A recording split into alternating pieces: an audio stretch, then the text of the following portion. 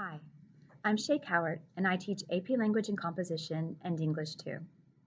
I'm not sure at what capacity we'll be meeting each other in a week or so, but whether it's face-to-face or online, I'm excited to get back to teaching.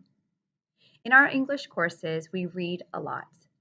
These texts that we read are comprised primarily of nonfiction in AP Language and Composition, and a combination of nonfiction and fiction in our English 2 classes.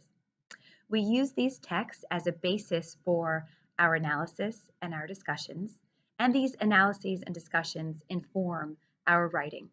In this class, we write 3 different types of essays, right? We write argumentative essays, analysis essays, and synthesis essays. Since this is primarily a reading and composition class, please expect to read a lot and be comfortable with writing and making mistakes in writing. I'm definitely someone who makes mistakes.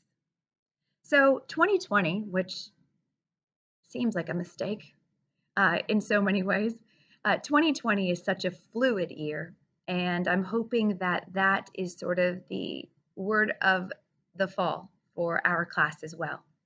I have a very concrete plan, but I'm very fluid in how to execute this plan. At this point, I am experimenting with a paperless classroom. So we will be using Turnitin, which I've used before in the past, and Canvas, which is our new platform that I'm learning currently.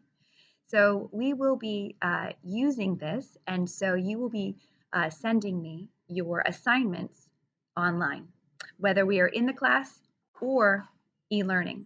So we are going to transition. And hi, speaking of fluidity, that's fine. We're cleaning the class as we make this video. I'm not quite sure what I just said, but I don't love these videos. But I love teaching. I look forward to teaching you. And I do want to assure you that despite what 2020 has offered up so far, you will not be lacking in rigor for this fall. Oh, it's all good. Yeah, thanks.